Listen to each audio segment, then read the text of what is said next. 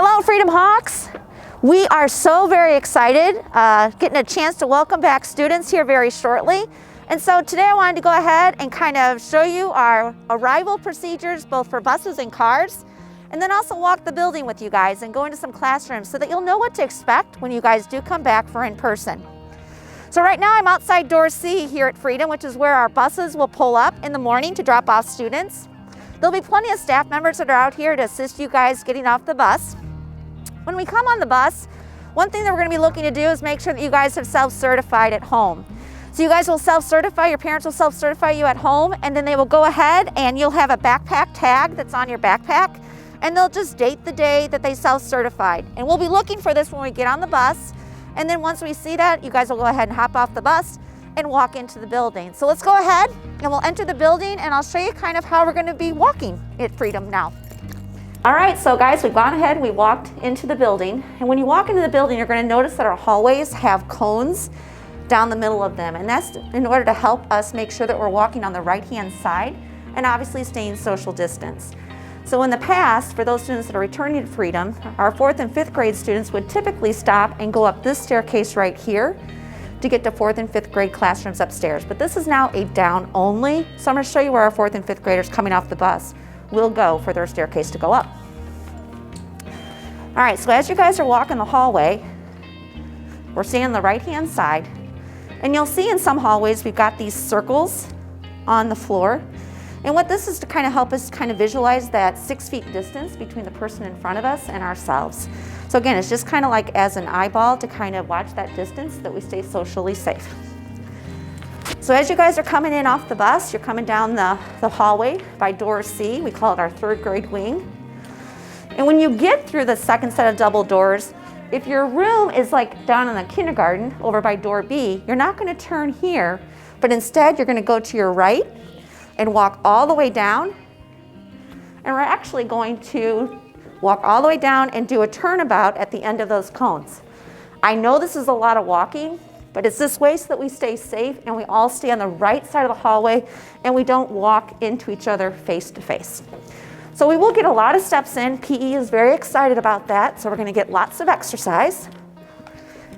Now, as students are coming in, especially our little ones off the bus, and because this procedure is a little bit different, we will have plenty of staff, like I talked about, to kind of assist our students walking into the building. So my classroom is actually kindergarten, so I came in and I'm doing my turnabout, and now you'll notice that I'm on the right-hand side of the hallway again, which is where I want to be. And I'm just going to take this path all the way down to kindergarten. Again, we're going to get lots of exercise. Our hearts is going to get going and our brain is going to be ready for our learning. Now 4th and 5th grade, remember I talked about that staircase that was right by door C, which is where you guys used to come up to get to your classrooms. But I'm going to show you we're going to use the center staircase. The center staircase is our up-only staircase. Our perimeter staircases are down only. So, all right, so I'm walking, staying socially distanced to the person in front of me, because the person behind me is thinking that too. So 4th and 5th grade, we talked about the only up staircase we have in the building, and that is the center one right here. So when you guys are coming off the bus, you're going to be taking that path, walking around the end of the cone down by our 1st grade wing. You're going to come down and you're actually going to go up this staircase. You'll see it as a one-way to know that we only go up this staircase. We'll never see any students coming down it. There's a do not enter at the top of the stairs, so they know not to come down. All right, Freedom Hawks, so as we talked, we have some students that will return and be using our buses, and we also have some students that will be dropped off in the morning. So our drop-off area has remained the same as we return to learn right now, and we use the blacktop over here by the playground. Parents, just as a reminder, in order to get into this area safely, we ask that you guys please enter off of Chesapeake Road, which will have you coming around the back end there, and then you just loop in and pull up along the curb. Again, we'll have plenty of staff out here like we normally do. The staff will be looking to see that those students have self-certified prior to that student getting out of the car. And then staff will guide our students, as we typically do, down the sidewalk here, and they'll enter in door E. All right, so car riders, you guys will come in door E, and you'll just continue walking straight down the hallway right here. Again, you're going to notice that in some hallways we put these green circles to help you start to visualize that 6 feet distance to the person in front of you. So all of our car riders will be walking down this hallway. all the way down. And then we're going to turn left up here by the office.